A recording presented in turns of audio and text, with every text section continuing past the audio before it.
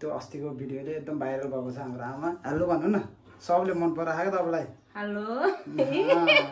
सबैले मन परायो यहाँ अब त्यहाँ तपाईँलाई यहाँ यसरी क्वेसन सोध्नु आमाको लागि भनेर भन्थ्यो धेरै क्वेसनहरू आयो के है तपाईँलाई यहाँ धेरै क्वेसनहरू आएको छ तपाईँले त्यसको एन्सर दिनु पर्यो अरे के बुझ्नु भने सुरु क्वेसन ओ आमाको छोरा कतिको ज्ञानी छ ल सुनिदिउँ न अरे कति ज्ञानी छ हो यहाँ हेर्नु त्यही लेखेको हामी भन्नु त कतिको ज्ञानी छ भनिदिनु तपाईँको छोरा मेरो छोरा एकदम ज्ञानी छ आमा कस्तो छ नि आमा त्यसो हेरेर छोराहरू नि ज्ञानी छ अनि अर्को एकजनाले चाहिँ के भन्नु भने तपाईँको मसँग एउटा याददाश्त पलहरू चाहिँ कुन छ अरे एकदम राम्रो एकदम मलाई एकदम सम्झिने याददाश्त पल चाहिँ कुन छ अरे कसलाई म छोरोलाई मसँग के छ एउटा रमाइलो सम्झना के गर्ने के छ भन्नु न के छ अहिलेसम्मको भन न के छ के हरेक दिन रमाइलो सम्झन्छ भन्नु नि गाई त्यस्तै सिकाउनु पर्छ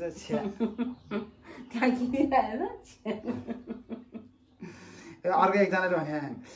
आमा वाइ सो ब्युटिफुल रे किन यस्तो राम्री रे हो हेर्नु त्यही भने के किन रे आमा त यस्तो राम्री भएको के को कमालो भनिदिनु न तिमी लभली अहिले भन वाइ सो ब्युटिफुल रे किन तपाईँ यति राम्रो रे के को कमालो ब्युटिफुल त छैन ल साँच्ची भन्थ्यो हाम्रो त्यहाँ दिदीहरूले पनि कति वर्ष भयो आमा भनेको तपाईँ उमेर भन्थ्यो त कति वर्ष भयो भन्नु न कति वर्ष उमेर भयो नि 52 वर्ष भयो म त 52 वर्षमा पत्ताउँदैन हिरो नि देख्छ अझ आमाको र मेरो एउटै भनेको चाहिँ दाँत देखाउन न अहिले दाँत है दाँत मात्र आमा एउटा अनि हाँस्ने बेलामा आमाले नि 32 दाँत देखाउँछ अनि मैले नि 32 दाँत देखाउँछु सब यहाँ सोल्टीज्यू कतिको ज्ञानी हुनुहुन्छ अरे एकदम ज्ञानी छ मेरो छोरा त एकदम सही छ है मेरो छोरासँग आउने मान्छे त भाग्यमानी हुन्छ नि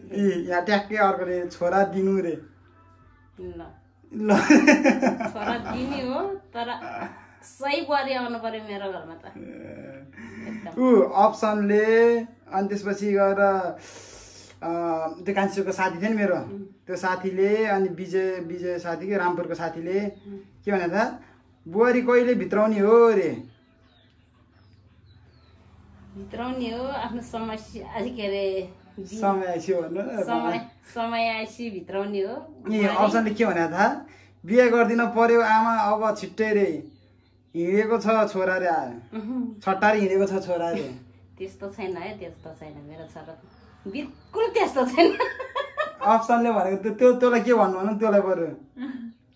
अप्सन सचिन त्यस्तो छ र खोइ मैले त्यस्तो होला जस्तो लाग्दैन म त मेरो छोराहरूको लागि त बेसरी विश्वास लाग्छ है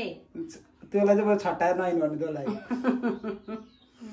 ऊ नानी के उहाँ गाउँको गिलुङको नानी के माइलवा छोरी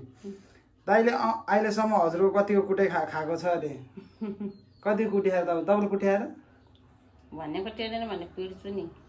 कतिको कुटै खाएर त्यस्तो पिटेर खासेन त्यस्तो गल्ती कुरो गर्दैन कुटै खासेन मेरोबाट मेरो छोराहरूले कसैले बाउको खायो भयो धोपी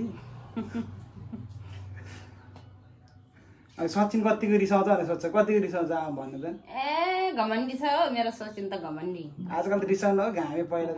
बच्चा जस्तो हो भने जस्तो भएन भने त फेरि मान्छे एकदम सोझो छ आफूले भने जस्तो भएन भने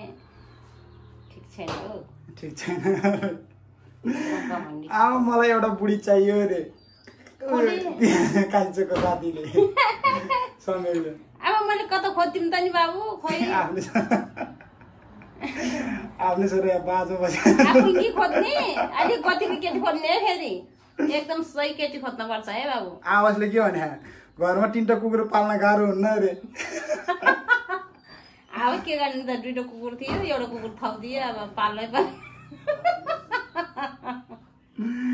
ल आई लभ यु भनेर भने त आमा तपाईँलाई भने कि मलाई तपाईँलाई भने कसले एकजना साथीले आई लभ यु रे आमालाई ल यता हेरेर के सेम टु यु ल सुत्नु भयो कि नाइ रे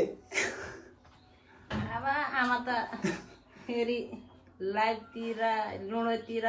बिजी हुन्छ 12 बजेसम्म अनि बल्ल सुतिन्छ लुडो प्लेयर है आमा तर्केर मसा हार्छ ओ ढकाल प्रदीपले माइल दिदी रे यता हेर माइल दिदी रे हजुर भाइ कान्छो आमा हजुरलाई मगरी बुहारी मन पर्छ कि नाइ रे नाइ नाइ नाइ नाइ आफ्नै कुटुम्ब चाहियो मलाई